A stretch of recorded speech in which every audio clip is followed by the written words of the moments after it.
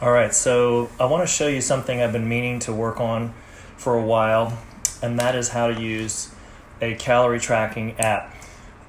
There's a lot of reasons why you should use one of these apps, and one of the main ones that I think is that so many people think that they're doing well on their food choices, but they're really not. Not long ago, I saw someone who posted on Facebook and was suggesting to someone who asked the question, please tell me a good protein source. This person posted peanuts, and me being who I am, I had to object to that because peanuts are not a good protein source. They are a good fat source. And it just goes to show that people oftentimes think that just because they're picking something quote unquote healthy, that they're picking something that is furthering their goals of weight loss and or furthering their pursuit of certain macros, like in this case, protein. So if you don't have an education basically, and you haven't been spending a lot of time in your life learning about food, learning about food choices, learning about the profiles of the food that you eat, you're going to find yourself making a lot of mistakes. And many people become frustrated because they think they're making these healthy choices. And just like this person who was suggesting that peanuts were a good source of protein, they just don't know what they're talking about. So to take some of the guesswork out, I strongly suggest that you use a calorie tracking app for at least a few months to learn the profiles of the food that you eat. You are going to be amazed at the disparity in what you thought you were eating and what you're actually eating. So this video is using the MyFitnessPal app, which in my opinion is the best one. There are some other ones out there which I'm not going to cover. I'm just going to cover the MyFitnessPal app because it is sort of the gold standard right now, and it is the one that is the most popular basically for people who want to track weight loss. So I want to go over just a couple of things because I don't want to get super bogged down in the setup of this application, because I want to spend more time showing you guys how to actually use it.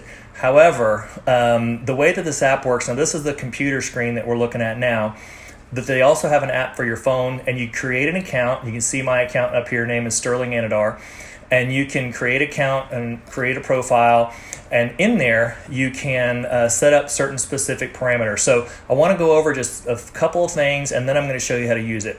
So across the top here you see it's got like my home, food, exercise, blah blah blah. The main one that you need to focus on is the food. So under food it has subheadings, okay? Database, my food, blah blah blah. So under foods I want you to go to the settings portion, and this is where you set up how you're going to track what you're eating. So you can see here the macros that I'm tracking: protein, carbs, and fats. And then these are not actually macros. Sodium and sugar are not macros, but I like to know how much sodium and sugar is sneaking into my diet. So those are not macros, but you get the idea. So you can pick whatever you want. You can see the choices here, but to me this is the order of importance for anyone trying to lose weight. You always want to focus on finding protein. Whenever you have protein, you need a little bit of carbohydrate to go with it. I recommend not going looking for fat because it's everywhere, which I talked about in another video. But protein, carbs, and fats are the main ones that you want to track. Then going down a little bit further, you can see about how you want to make your meals. So there's a lot of debate, and I'm not going to go into this in this video, about how many meals per day that you should have. There are lots of competing views about this, but my overall opinion is probably one meal a day is no good, at least a couple. But if you're a person who likes to eat 3 squares a day, as they say, just do that. But I wouldn't not put down some alternate meals like morning snack or afternoon snack, because you never know if you might grab an apple or something before dinner, let's say, or between lunch and dinner, and you don't really want to put those down with dinner. So I would recommend doing it the way that I did it here: breakfast, morning snack, lunch, afternoon snack, dinner, and then after dinner if you decide to eat something after dinner. Sometimes after dinner I have celery and salsa, which I've mentioned before. So that's really all I want to go through in terms of the setup. I want to show you how to use it. So under food, this is today's date, but we're going to go over a new date. So let's say that you, and one other thing I should mention, and that is that I've gone over the importance of a food scale, and you're going to find out why, because a food scale is crucial to using an app like this because it always tracks all of your food consumption based on ounces or cups or something like that. In my opinion, the easiest way to track everything is to do it by ounces, and then also set up your food scale to go by ounces as well. So here's how this works. So let's just say, for breakfast, you decide that you're going to have, I'm going to use some things that I already have just because I don't want to make this video like ridiculously long. So I set up a specific meal for my breakfast, which I have all the time, and you can set yours up this way as well.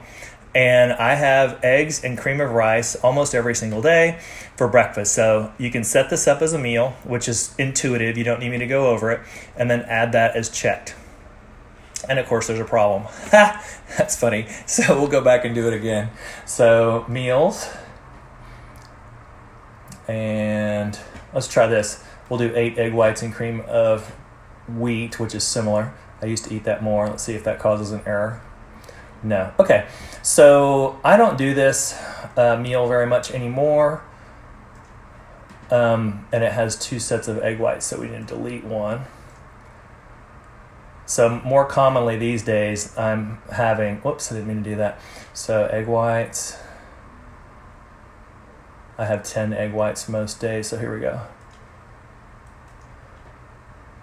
Okay, so Quaker cream of wheat, which you can get at the grocery store. It's an excellent carbohydrate. And so if you had a quarter cup of that, it'd be 100 calories, 3 grams of protein, which it's a vegetable protein, so it's pretty much useless. Good carbs, good complex carbohydrates, 19 grams. That's excellent. Then you go to the egg whites. Look at that. 10 egg whites is only 172 calories. That is amazing. Egg whites are the gold standard for protein. If you can eat them, I would recommend eating egg whites all day, every day. They're fantastic and super low in calories. And check it out, 36 grams of protein. That is an amazing number and hard to hit when you're only 172 calories. Just as an example, a lot of protein shakes out there will have about 40 grams of protein, and protein that is synthetic, for lack of a better way of putting it. It's not from a food source. It's been processed and so on, so it's not the same. The quality and the assimilation value is not as good. They call it bioavailability, is not as good on protein shakes as it is on real food. So look at that, 36 grams of protein, only 172 calories. A comparable protein shake has about 350 calories, so it's twice the calories and a similar amount of protein, about 40 grams. So this is just kind of some whiz-bang information for you. So let's just say that's your breakfast. For lunch, for a morning snack, you might have, let's just say, an apple. Look it up. Apple. Let's see, I had 1 medium-sized apple as a morning snack. Add to my food diary. Bam. Okay. So you get the idea. Then your lunch, whatever it is that you have. And this app on your phone has the ability to scan those barcodes, and you can enter things that way as well, and it makes it really, really simple. So, just so far, in these 2 little meals, you can see the totals come in at 367 calories, 39 grams of protein, 46 grams of carbs, so a little bit high on the carbs so far because I had an apple. And then my goal right now actually is no more than 2,100 calories, but on occasion I go over on days that I ride my bike. But I'm trying to stay, 1,800 to 21 calories or so. So then you got 1,700 and some odd calories left for the rest of the day. So I'm going to show you my meal from yesterday. Oh, wait, this is today. I'm going to show you the one from Saturday. So this one ended up coming in almost perfect for me in terms of the percentages of protein, carbs, and fats that I wanted to get. So on the app, it looks one way, and it has a nice little feature where you can see the macro proportions. So let's just see if this printable report does the same. Yeah, it's a little bit different. So it doesn't show my goals, which is what I was kind of hoping for. On my app, you can see my goals, which I set up 50% protein, 30% carbohydrates, and 20 percent fats, and that's what I shoot for every day. This one ended up coming out at like 46% protein, and look at that, 213 grams of protein. That's pretty hard to do, to get that much protein in your diet with only 2,100 calories. That's pretty hard to do. So this was a near perfect day for me.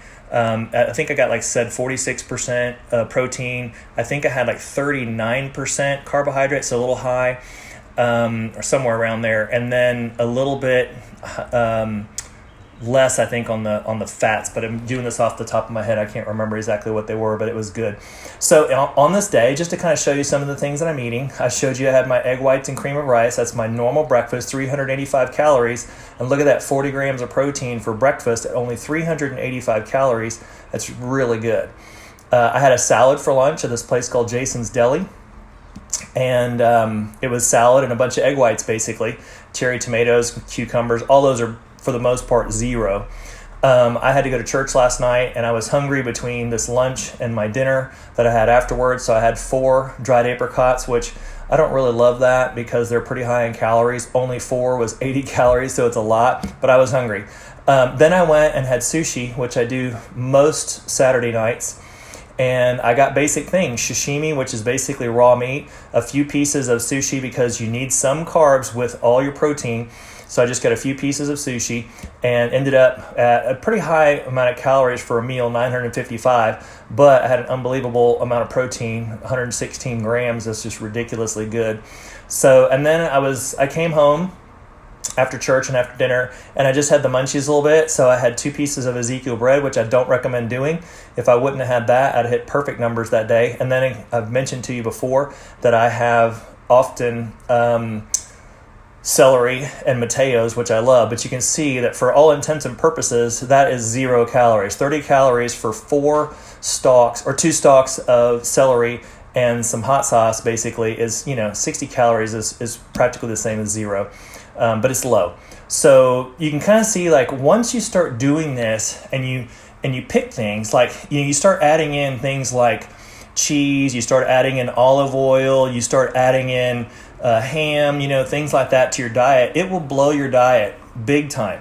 And you won't really notice that until you spend the time tracking this stuff and realizing these gaps in what you think are good for you, but really aren't. And another one I was mentioning recently is peanuts. I mean, peanuts are solid fat. They're tremendously dense in calories. So you just want to stay away from things like that if you're trying to lose weight. So those are easy places to cut back on calories. Oils, nuts, things like that. You just don't need very many. Fruits are another one, believe it or not. They're healthy and they're whole foods, but they're very dense in not only sugar, but calories. So they're not really something you want to lean on all the time.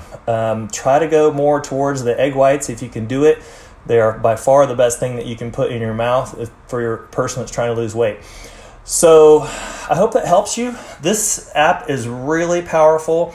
And between this and a food scale, I would say those are probably like the 2 most important weapons you can have in your arsenal of weapons against fat loss. You want to lose fat. You need to know what the profiles of the foods are that you're eating. I cannot tell you how many times I see out on Facebook and social media people posting with great pride something that they're having, and it's just unbelievably bad for them. In fact, I may have one. I don't know if you can see this, but on my webpage, I had one. This lady at my church was so enthused about a meal that she had, and you wouldn't believe how bad it was for her. So I think I still have it posted. Let's see. So this is my webpage for those of you that want to check me out, totalfithouston.com. And let's see, I think I might have had that on a fat loss page. Bear with me.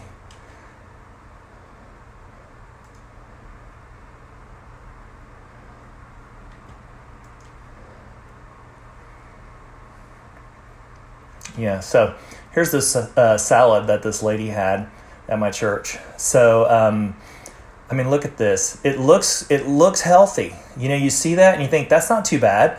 But pecans, avocados, chia seeds, tomatoes, and there's no dressing shown here. But you know what? That looks like a pretty healthy salad. And you know what? It's whole foods. They're natural foods. Nothing here came out of a bag. But those avocados and those nuts are unbelievably dense in calories and fat. So check it out.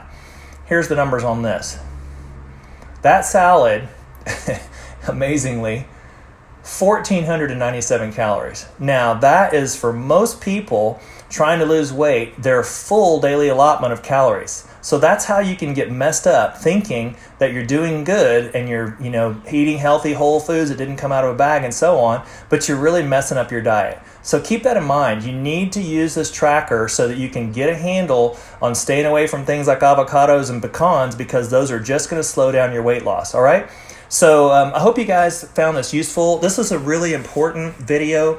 And if you're serious about losing weight, you will never lose weight efficiently if you can't get a handle on the things you're eating. So I hope that this helped you. This is day 17 now of the weight loss challenge. I hope everyone's doing well. Please follow me on social media, which is listed under this video. And I hope you guys are doing great. And we'll have more videos coming up like this every day until this challenge is over at day 45. So good luck to everyone, and hope you guys have a great day, and stick with it.